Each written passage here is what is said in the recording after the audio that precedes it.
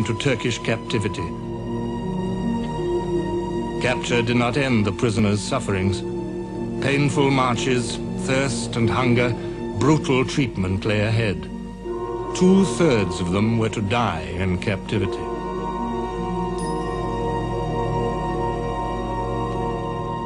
The fall of Kut released Turkish reserves.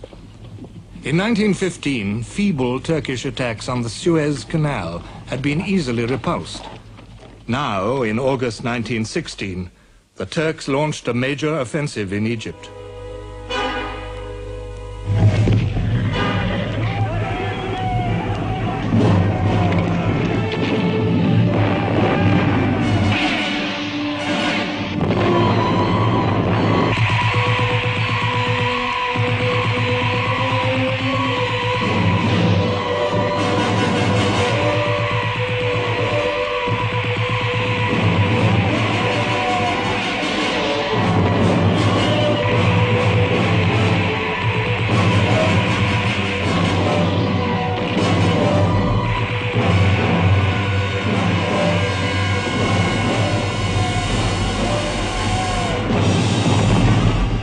Half their force was destroyed and the rest retreated into Palestine. Egypt and the Suez Canal were secure. The British commander in Egypt, Sir Archibald Murray, wanted to crown his success with a victorious counterstroke. Stage by stage, the British in Egypt were drawn into a major campaign for the conquest of the Holy Land.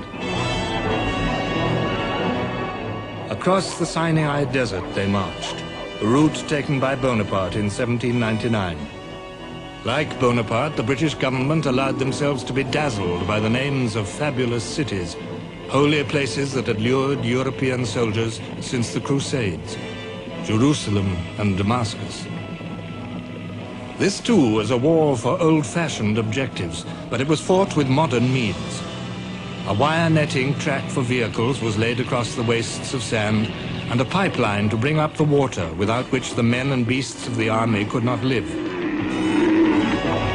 Mile by mile, a railway was laid behind the army, linking it with its base in the Nile Delta. By March 1917, Murray was through the desert and at the gates of Palestine. Murray's mounted regiments, British, Australian, New Zealand and Indian, were the key to his plan of attack on the Turkish defenses. Our particular job was to follow through with the light horse and get the other side of Gaza and come round towards the sea, kind of so that the Turks were actually enclosed. They had the sea on one side of them and troops all round them.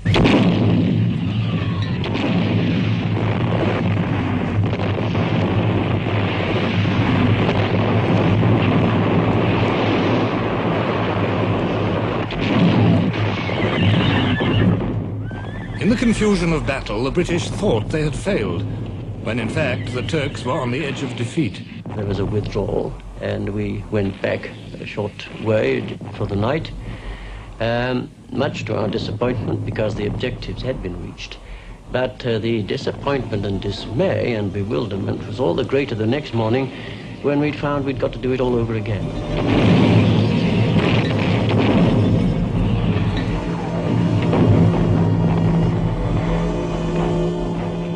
The Second Battle of Gaza was a bloody British repulse. As Kut had ended Nixon's command, Gaza ended Murray's. The Turks still barred the road to Jerusalem and Damascus.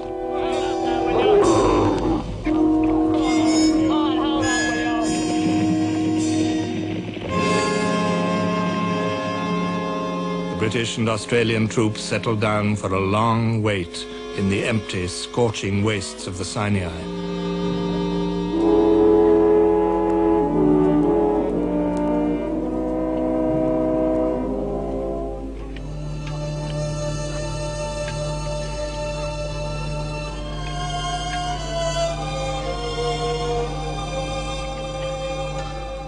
Our biggest problem was monotony. You'd see the sun get up in a big red ball in the morning, and you'd go around in a big red ball at night.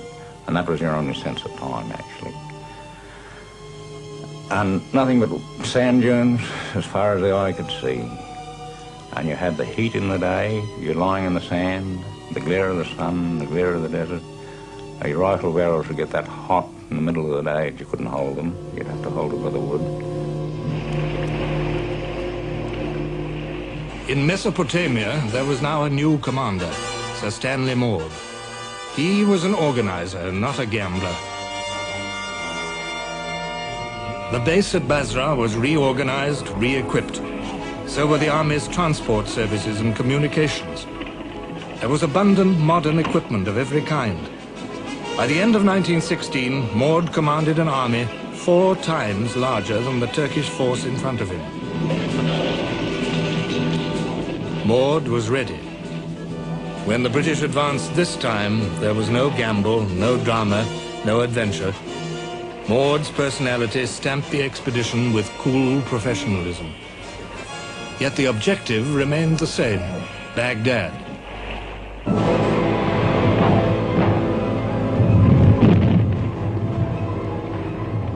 Carefully, irresistibly, Maude swept the Turks northward out of Kut, on up the river Tigris.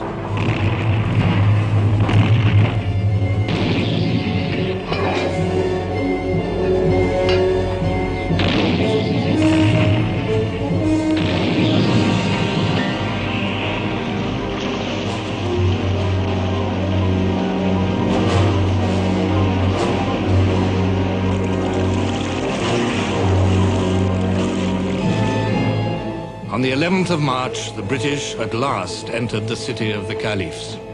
Nothing could have been more casual, easy, and unofficial than our entry into Baghdad. 4 of us, the colonel and the adjutant of the King's Own, a gunner officer and myself would be in first. The weariness of the long pursuit was forgotten. Here they were, in Baghdad, the goal of their desires.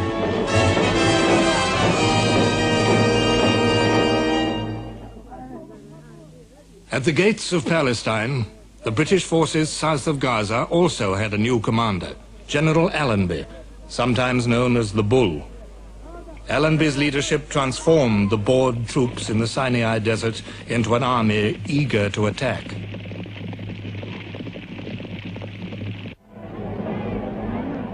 Preparations for a great offensive gathered speed. Allenby wrote home, "I shall not attempt anything on a big scale until I have got what has been promised me. I've made a lot of changes since I came out here and have now a good staff and some capable commanders. My army is in good spirits and is confident of success." The objective remained the same, the Holy Land and Syria, Damascus and Jerusalem.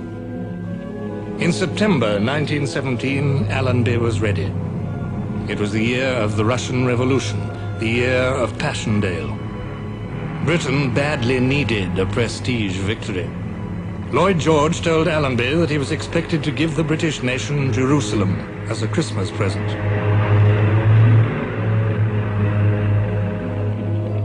Cavalry was the instrument of victory.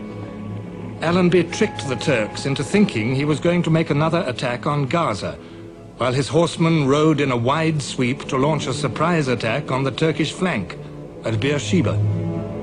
And a cavalry charge, which was made by the Australian Light Horse, was made with fixed bayonets on rifles in 3 lines of horsemen.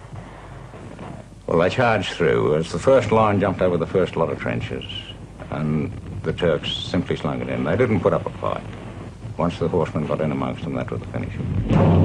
Outfought, outmaneuvered, the Turks fell back, with Allenby in relentless pursuit. In 10 days, the British advanced 50 miles. Arab fishing boats carried essential supplies to beaches close behind the advancing army. While the Arabs hauled their craft ashore, Allenby's pursuit swept on. The Turks were split in 2. One group amid the orange groves of the plain of Sharon, and the other in the stony hills of Judea.